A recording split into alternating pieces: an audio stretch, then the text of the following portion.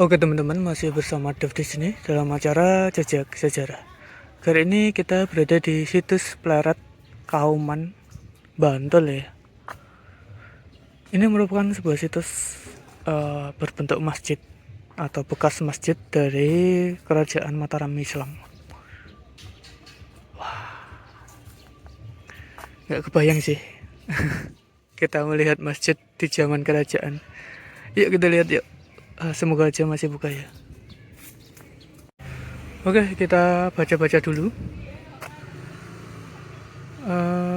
Situs Cagar Budaya Kauman Pleret dikenal sebagai Masjid Kauman Pleret atau juga disebut Masjid Ngeksi Ganda dalam catatan kunjungan C. Alons delegasi VOC pada tahun 1733 menyebutkan masjid di Pleret memiliki ukuran yang besar. Masih dapat terlihat atap masjid berbentuk persegi ditopang 36 pilar kayu jati. Memiliki 4 pintu masuk berupa 3 pintu di sisi timur dan 1 pintu di sisi barat. Wow. Ukuran masjid memiliki ruangan yang luas dikelilingi dinding setebal lebih dari 5 kaki atau 1,5 meter. Wow. Tebal banget kayak benteng. Bangunan masjid ini terhindar dari kebakaran pada tahun 1677 saat peristiwa penyerbuan Keraton Pleret. Jadi ada penyerbuan di Keraton Pleret dan masjid ini terhindar dari kebakaran. Sungguh di luar nalar. Objek yang signifikan pada situs Cagar Budaya Kauman Pleret adalah 23 umpak batu andesit. Jadi dari 36 umpak ditemukan 23 ya. Lumayan lah ya, daripada hilang semua. Di sisi utara batu nisan makam Ratu Labuhan, salah satu istri Amangkurat I, dan struktur sebagian tembok masjid, sisi utara dan sisi barat. Yuk kita lihat yuk, seperti apa. Ini merupakan salah satu tembok di bagian ini. Sisi mana sih? Utara ya? Sisi utara. Rapi, kokoh, tahan api. Ya nggak salah sih ya, soalnya tebalnya itu 1,5 ya. Tuh lihat, tebel banget. Masuknya lewat sini. Oke, kita masuk aja. Ini aku karena berkunjung sore jadi wajar ya kalau agak petang gitu.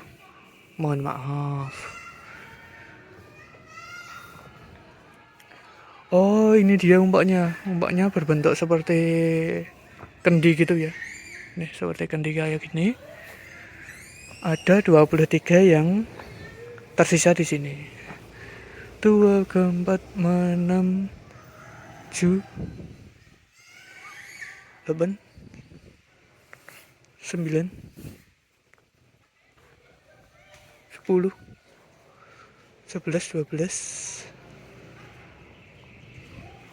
Ya gitulah ya. Banyak banget soalnya. Oke, kita lihat-lihat lagi. Oh iya, aku tadi lihat umpak seperti ini di area sana. Luar, malah di luar itu. Jadi bangunan ini cukup luas dengan ada umpak seperti ini, berarti ada bangunan organik ya dengan bahan kayu jati sebagai tiangnya. Wah, gak kebayang tuh semegah apa, seluas apa bangunan masjid ini. Ini seperti masjid agung gitu ya. Tuh ada umpak lagi tuh. Ini ada struktur tapi agak bulat gitu.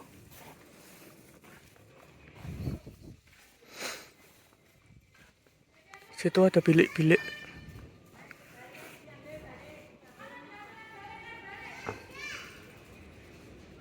Wow. Ada umpak lagi. Ini nggak tahu nih. Situ ada umpak lagi tuh. seharusnya di bagian barat kan, yang satunya tadi. Yuk kita lihat. Ini walaupun sudah di blok-blok gini, tuh ada ombaknya. Walaupun sudah di blok-blok gini, tapi masih dicari ya tempat-tempat ombaknya gitu. Tuh. Jadi sudah sangat terstruktur, bisa ditebak di mana letak ombaknya, dan disitulah tempat di mana harus menggali. Seperti di situ juga tuh. Situ juga.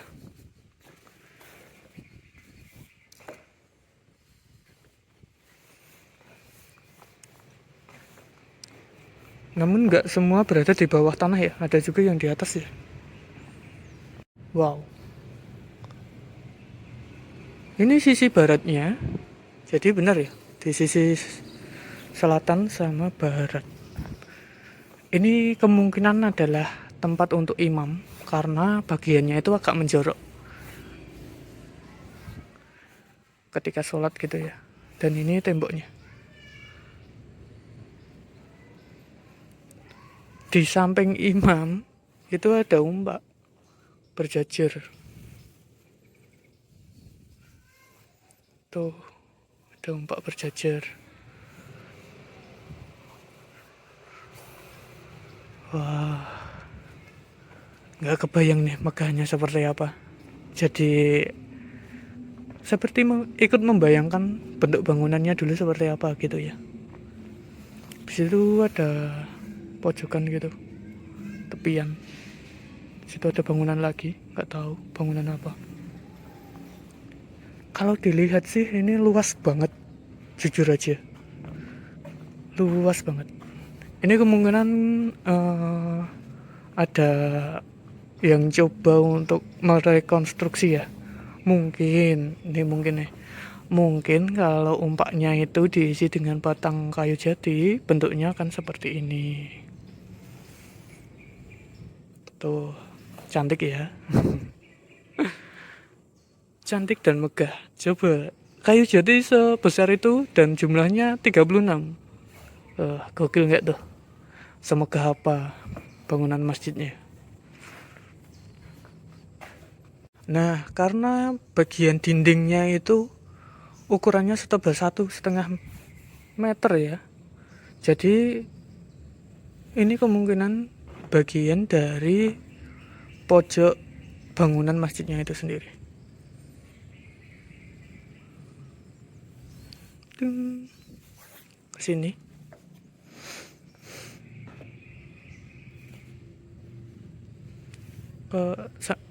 Itu ada keranda malah. Soalnya di sini diapit dengan makam sih. Aduh, agak serem juga nih di sini.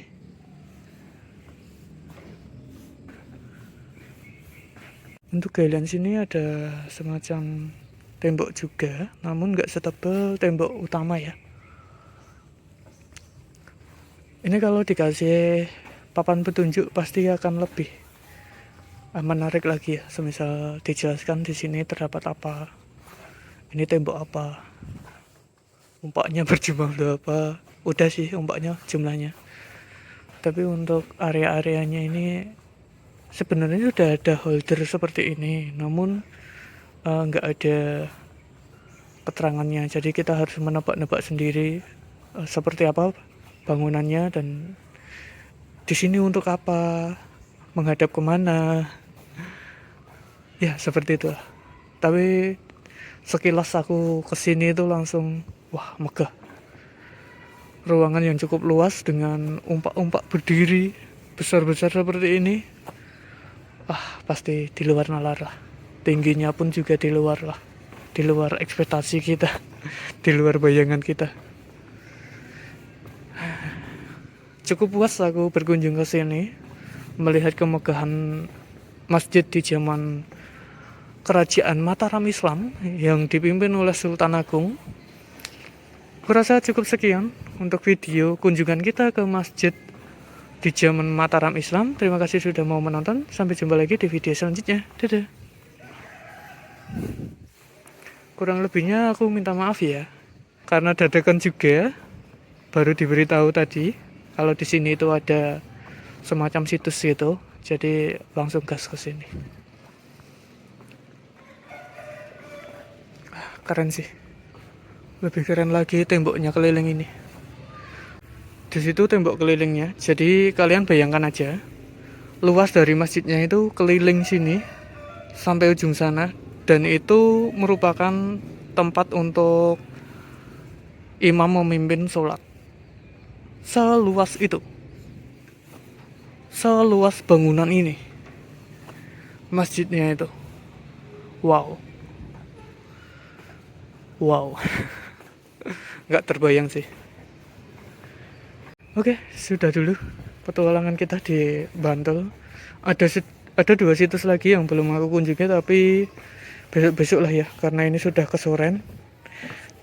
Nanti takut kemalaman pulangnya, jadi kita pulang dulu. Dadah.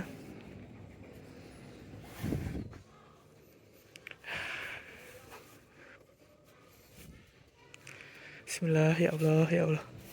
Menakjubkan. Masya Allah.